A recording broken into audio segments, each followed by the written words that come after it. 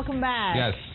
Now, more and more people are currently turning to freelancing to have time flexibility and even greater income with the tight competition in the job market. Yes, I wish I was one of them, basically, Tasha, but several things need to be considered before you decide to become a freelancer. Yeah. Joining us here, we have Helma Kusuma. She is the country manager for Indonesia and Malaysia of freelancer.com. Good morning. Good morning, Helma. How are you this morning? I'm great. Talking about freelancer this morning. What is a freelancer Can in you general? explain to us? Freelancer is a term. I think when I read Wikipedia, freelancer is a term for self-employed person who is not committed to employer in long term.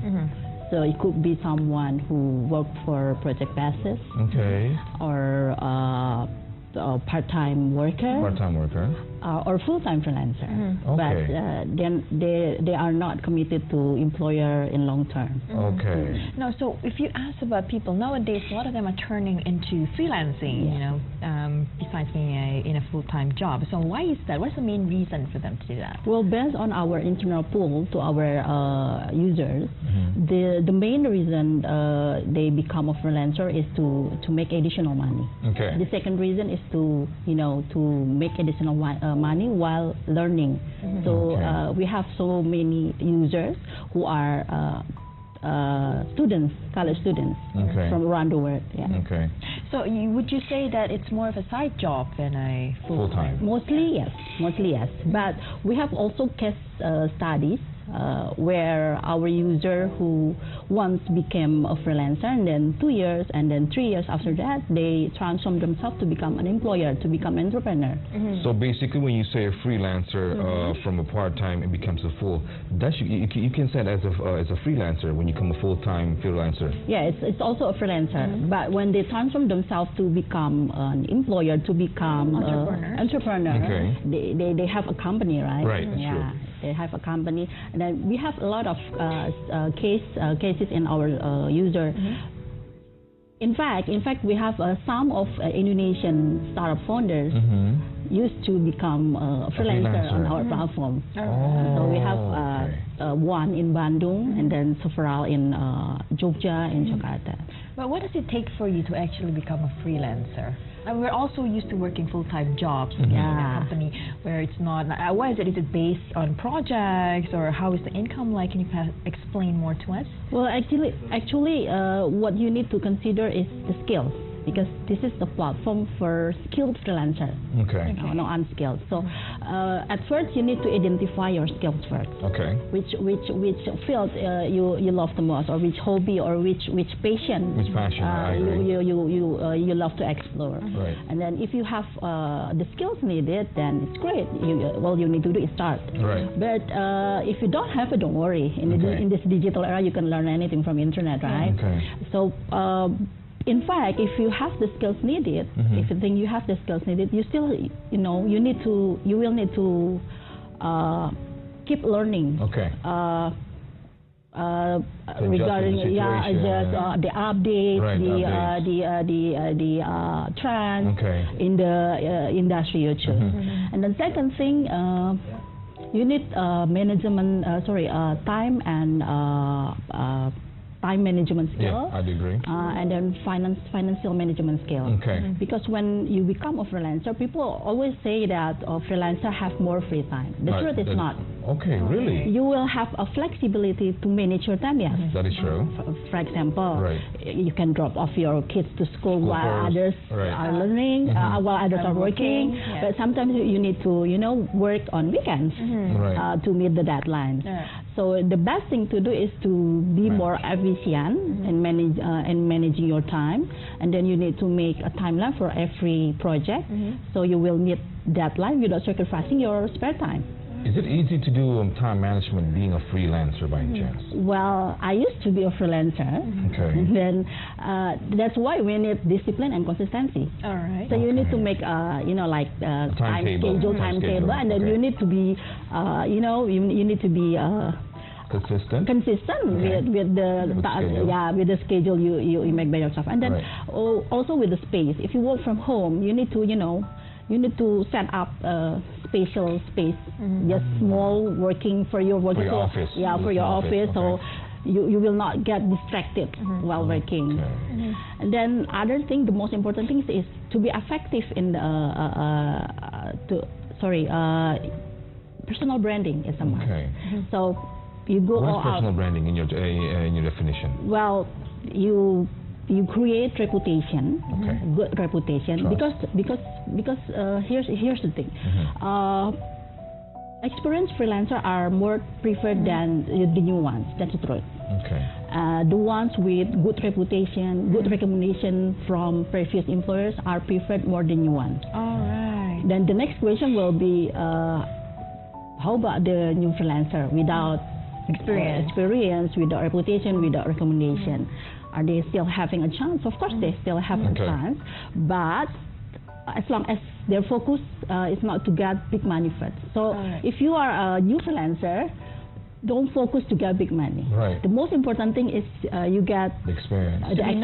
You get the somebody else's trust to work you your first freelance project, and then once you nail it, then they will, give you a good recommendation, and you will start building your networks, and then beneficial. Then if once you have more experience, you will have you will get much more money. So the money will come to you. Right, that's true. Is it possible to build your reputation through social media, especially for a newcomer? Well, that's the most important thing.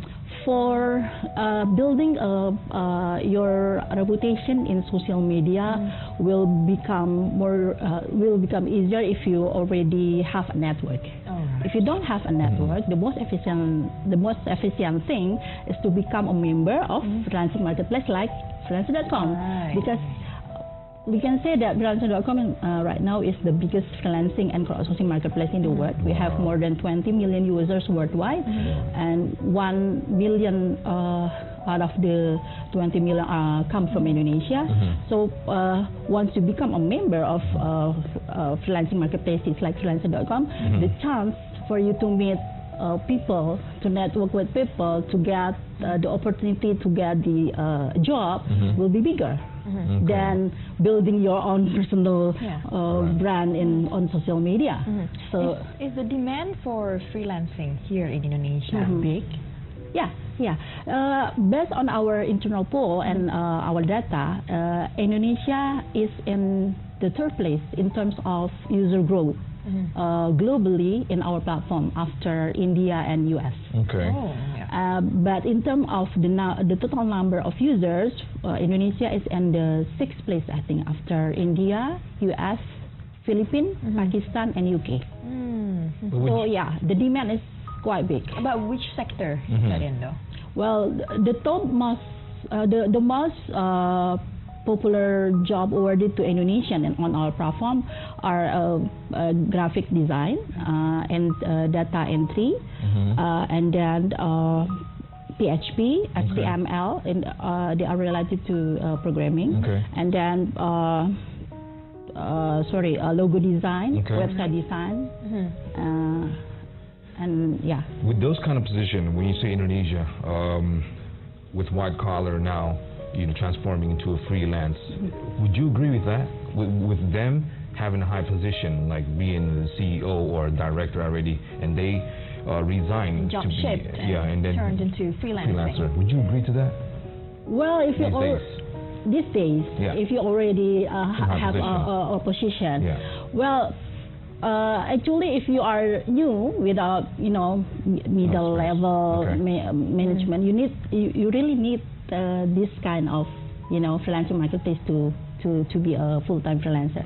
But if you already have the title or the position, I'm sure you have all the networks you need to get the project. So I don't think you really need this kind of to be honest.